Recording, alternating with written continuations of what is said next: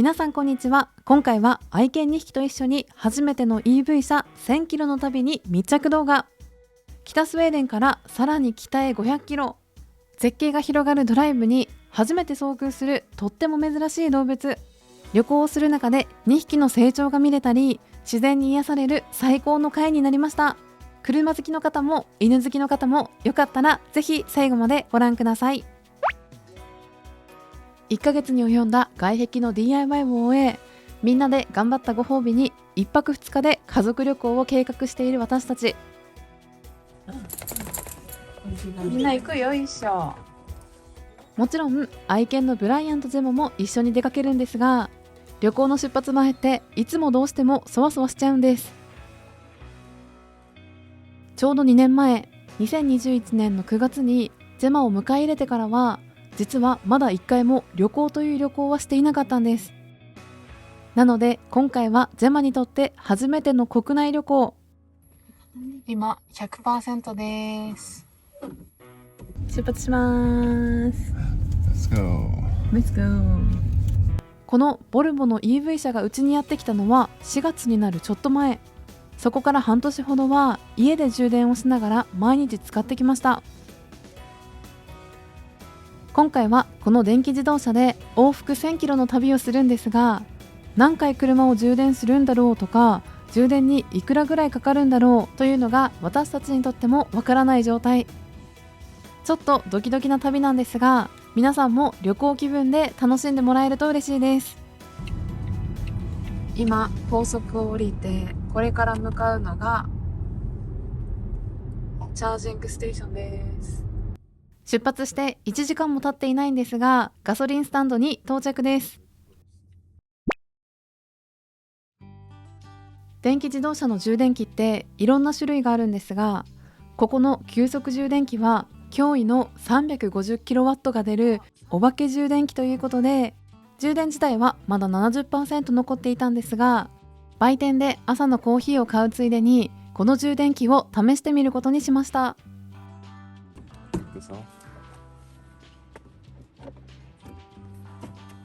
Pull this out.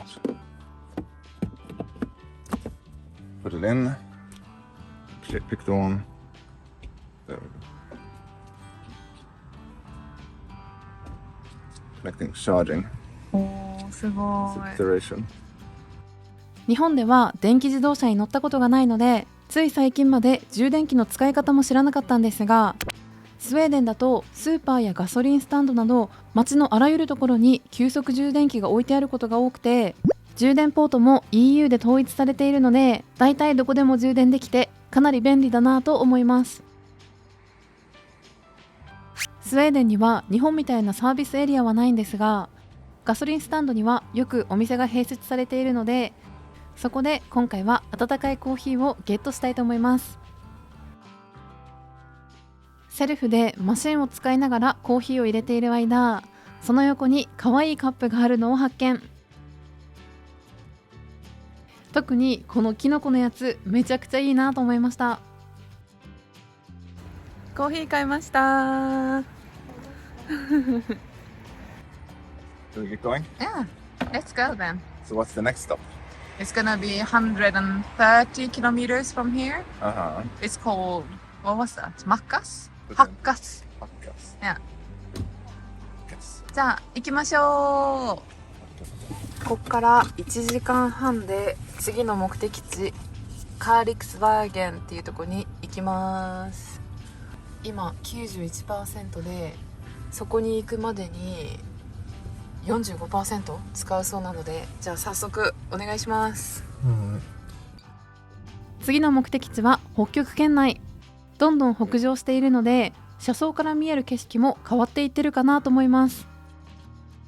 夏なのでトナカイなどと遭遇しないように気をつけながら運転をしていると、あるサインが見えてきたんです。皆さんこれ何かわかりますか？私たちがやってきたのは北極線と呼ばれる北極圏の境界線。ここまで北だとほとんど人が住んでいないんですが、でも誰も住んでいないわけではないので、道路脇にお家などを見つけると、こんなとこに人が住んでいるんだ、すごいなと感心してしまいます。そしてブライアンとジェマもここで足を伸ばし休憩をしてもらいました。出発する前にここで記念撮影。2匹の表情を見ていると暑いのかなと思うと思うんですが、この日の最高気温は16度ぐらい、最低気温は6度ぐらいだったので、正直夏とは思えない気温だったんです。そして運転をしているとトナカイに遭遇。しばらく走っていると4匹のトナカイを発見。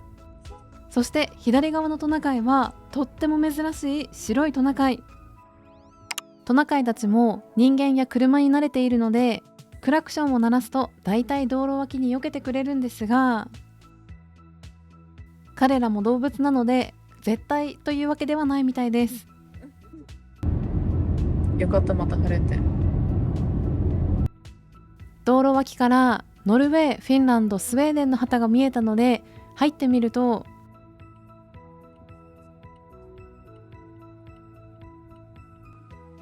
そこは山小屋カフェみたいになっていて、私たちはここで本日3回目の休憩をしたいと思います。No. かわいい。あれみたい。ね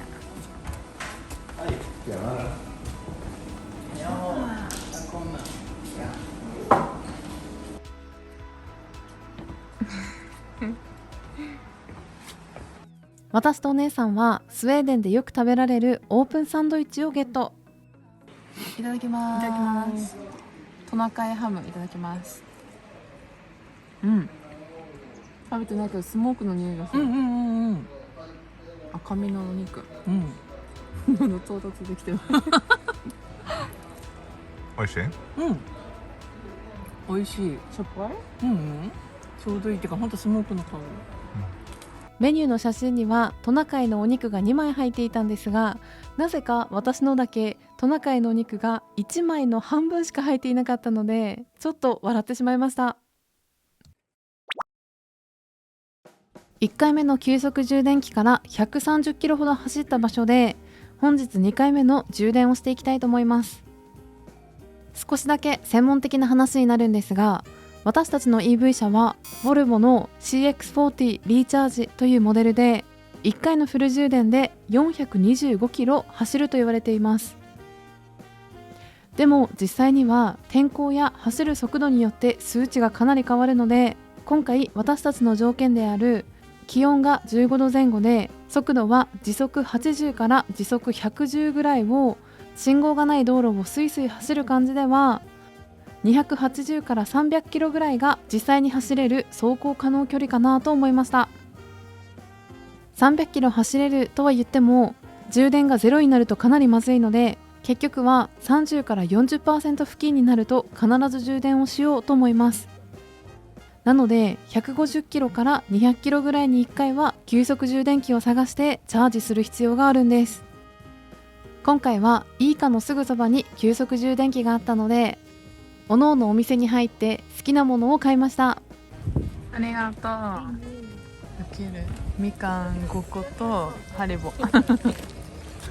すごい顔が出てる。ブライアン顔。かわいいね、ブライアンね。愛犬思いのヨハンはこれを買ってきたそうで、早速2匹にプレゼントしたいと思います。Hey guys, you want candy? Wait. Sit. Good boyfriend. Go. Can I sit? Oh, there's 座る場所ないね。 there's no space, huh? Oh, good girl. ブライアンもジェマもドライブするのは好きみたいで、車酔いとかも全くないので本当に良かったなと思います。そして充電器をチェックしてみると、17分で 45% あった充電が 80% に、さらに追加で9分、合計26分ほどチャージをすると 90% まで充電が復活しました。チャージが 90% になったので、これからチャージを抜いて次の街に向かいたいと思います。疲れた？大丈夫？ Yeah, I'm good. I showed it. 疲れた？大丈夫？大丈夫。楽しい。行きましょう。 Let's go. では次は148メートル148キロメートル先のキルナに行きたいと思います。ここからヨハンと運転を交代して私がドライブを担当します。ちなみに私たちが暮らしているスウェーデン最北の県はノルボッテン県というんですが、ここには25万人の人が暮らしていて、県の大きさでいうと10万平方キロメートルあるので、日本で一番大きい都道府県の北海道よりも実は 16% ほど大きいんです。ということで人口密度は1キロ平方メートルで3人程度。ずっとドライブの様子を見ていただくとわかると思うんですが、とにかく自然の中に暮らしているんだと普段からよく感じています。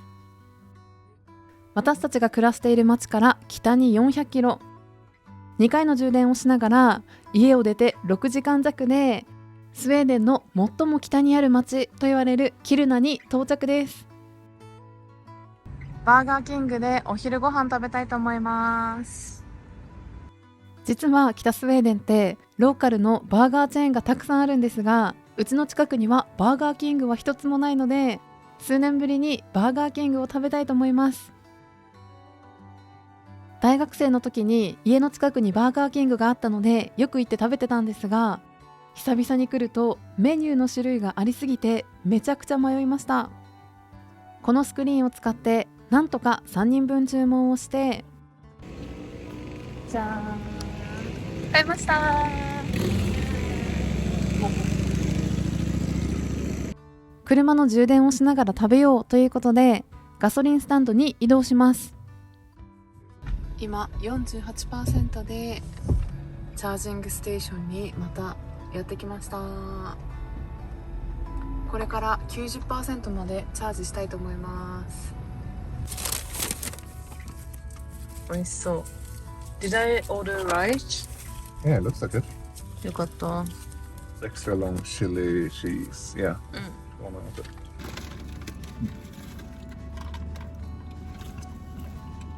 And then we should take the dogs for a bit of a walk. もう 54% だった。It's 432. No, it's 99 kilowatt hour. あ、すごい。初めて見たこういうなんかサンドイッチっぽい長いハンバーガー。いただきます。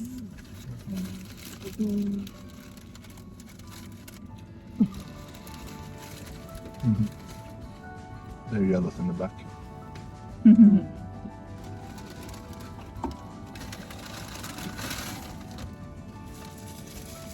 美味しい。美味しそう。Looks like a sandwich. ね。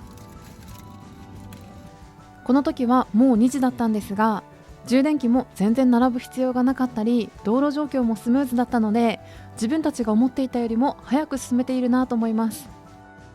そしてここからあと100キロ移動するわけですが、その村はノルウェーの国境境にある自然公園ということで、お店やレストランがほとんどないので、ここで一度温かいご飯が食べれてよかったなと思います。ブライアンとジェマも外の風を浴びるため車から出て散歩をしたいと思います。2匹で一緒に散歩するとすごく興奮しちゃうので、私とお姉さんヨハンの2組に分かれてそれぞれ散歩をしていきます。Let's see where we're at. 95%. Is it good? 車内で食事をし、犬の散歩から帰ってくると40分ぐらい経っていたみたいで、なんと 95% まで充電が復活していました。そして過去の2回分のチャージ金額を言い忘れていたんですが、スウェーデンに置いてある車の充電器は分数ではなく充電したキロワット数でお金を払うことがほとんどで、だいたい1キロワット70円ぐらいというのが多いので、今回は 33.4 キロワット分チャージをして合計が180クローナ、日本円でいうと2340円でした。急速充電器って家で充電するより高いなとは思うんですが、スウェーデンではガソリン代も結構高いので1リッター270円でボルボ車で500キロ走ろうと思うと合計9000円。それがディーゼル車になるとリッター325円なので1万1000円かかる計算になります。なので実は電気自動車の方が安かったりするのかななんて思いました。そしてこのキルナという街がすごくユニークなところなので皆さんに紹介させてください。ここはスウェーデン最大の鉱山都市で、今でもたくさんの鉄鉱石を掘り出している場所なんですが、町の真下をどんどん掘り進めていった結果、町ごと陥没するかもという危険に侵された町なんです。というわけで数年ほど前から町全体をお引越ししようというプロジェクトがスタートされていて、これが世界最大の移住計画みたいなんです。日本からこのキルナまで来ることはなかなか難しいとは思うんですが、ストックホルムからの寝台列車があったり飛行機でも来れる場所なので、オーロラや白夜を体験したい方には本当におすすめの街になっています。それでは私たちはこれから100キロノルウェーの国境に向かって走りたいと思います。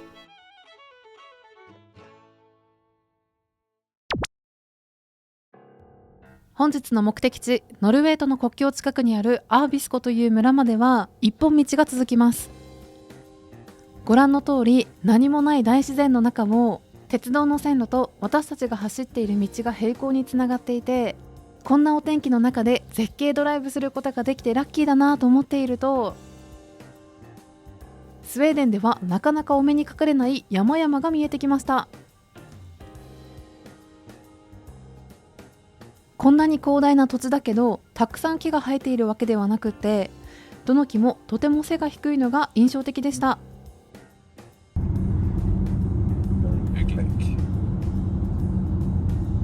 この景色とかめちゃくちゃ綺麗じゃないですか。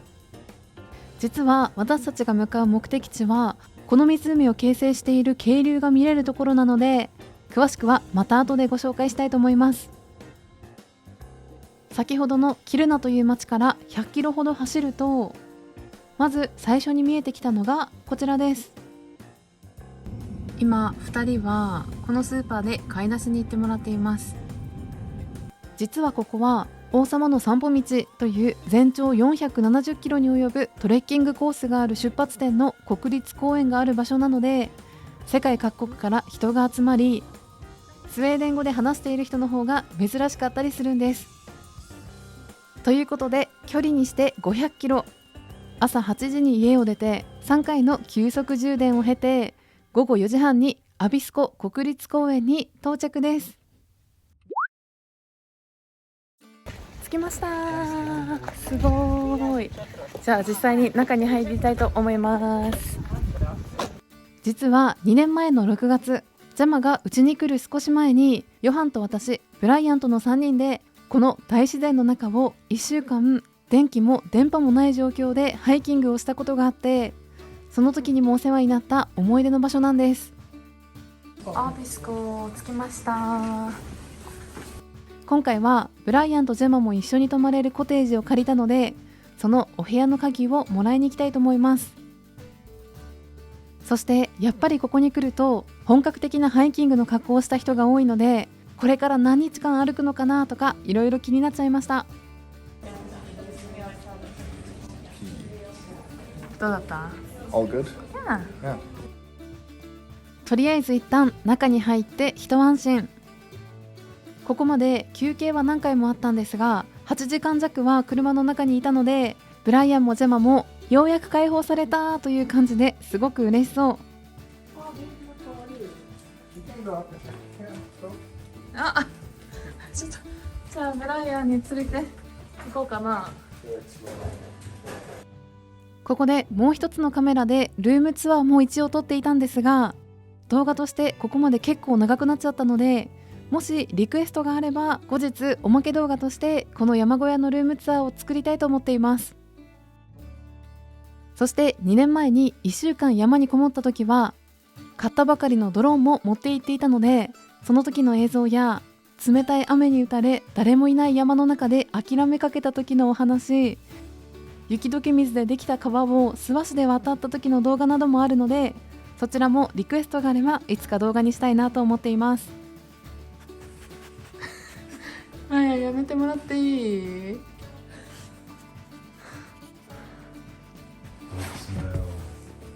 見られた。もうジェンマ落ち着いた？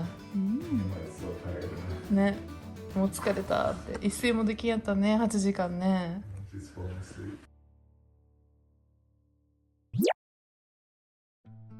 散歩に行くため外に出てみると、あるものを発見。あれがオーロラステーションだ。山の一番上にある。実は私も冬ここに来たことはないんですが、ここには満天のオーロラが見えるオーロラステーションという施設があるんです。でもそこに行くためにはこのスキーリフトに乗らなきゃいけないので、ヨハンは絶対行かないって言うんですよね。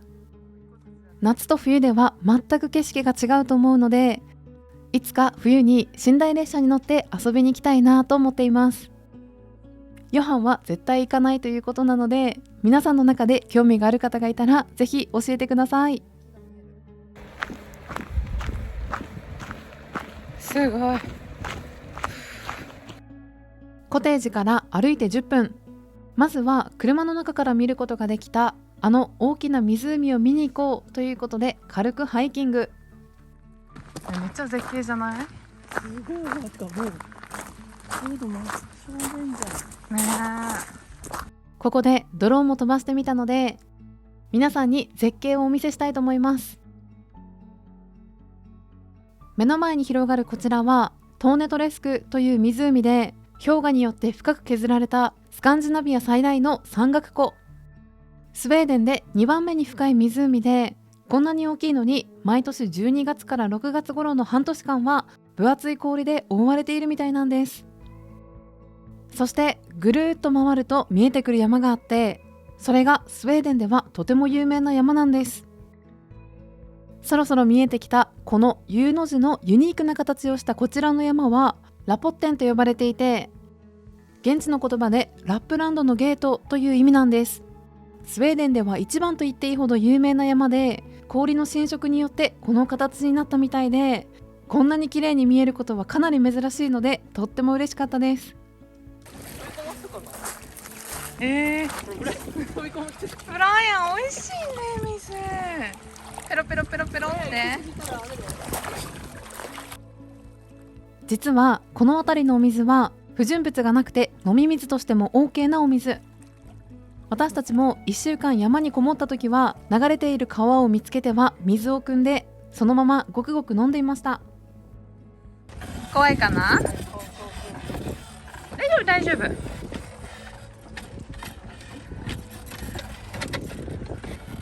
すごい。いや、めっちゃ綺麗。What a good boy. Can you sit? ブライアンいい感じ。この国立公園は私のスウェーデンで一番好きと言ってもいいぐらいの大好きな場所で、テントを張ってキャンプもできるし、ホテルやコテージもあるので、誰と来ても自然を満喫できて、ここで数日過ごすだけで心がとっても豊かになります。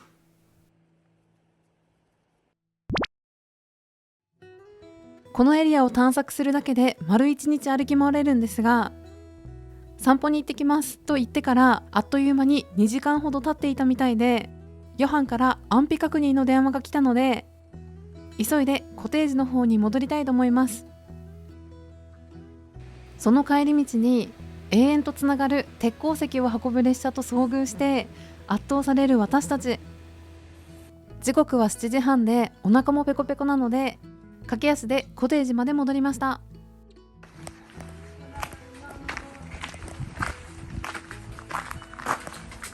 次の日はここからノルウェーに向かいたいということで、車と家をつなげて充電することに。ちょうどキャビンから見えるこのアート作品のところにやってきました。ちょうどね、キャビン自体がね、あそこにありまして、ブライアンとジャマがね、あそこから見てるっていうね。そして夕日がめちゃくちゃ綺麗です。もう夜の10時なんですが、まだねここの北極圏の夏は長いということで、これぐらい明るいです。本当は今日オーロラが見れるかなと思ったんですが、まだまだ暗くなりそうにないので、とりあえず今日はすごく疲れているので、これから寝ようと思います。そして帰り道に野うさぎを発見。皆さん、このうさぎがどこにいるか見えますか？この日はジェマにとって初めてがいっぱいの大冒険の日だったんですが、ずっとお利口さんにしていてくれたおかげで何のトラブルもなく一日を過ごすことができました。そして次の日はジェマにとって初めての海外旅行。とっても珍しい場所を運転しながらノルウェーのフィヨルドを見に行く旅なので、皆さんからの質問やコメントなどを読ませていただきながら、動画の内容などいろいろ考えたいなと思っています。今回はとっても長い動画になったんですが、次の日は1日目よりも長距離移動でハードスケジュールなので、よかったらブライアンやジェマにも応援のコメントよろしくお願いします。それではおやすみなさい。また来週もお会いしましょう。ヘイドー。